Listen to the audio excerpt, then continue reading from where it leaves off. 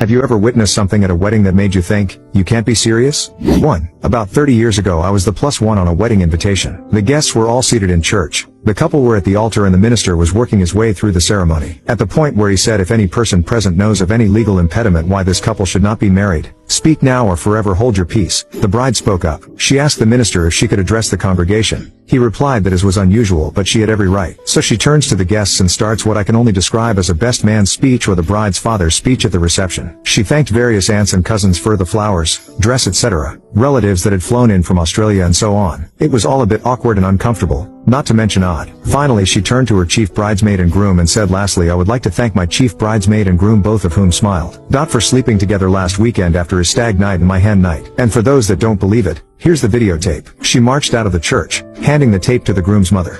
2. My grandparents told me this story. My grandparents got married in 1946 in coal country in rural Pennsylvania. The whole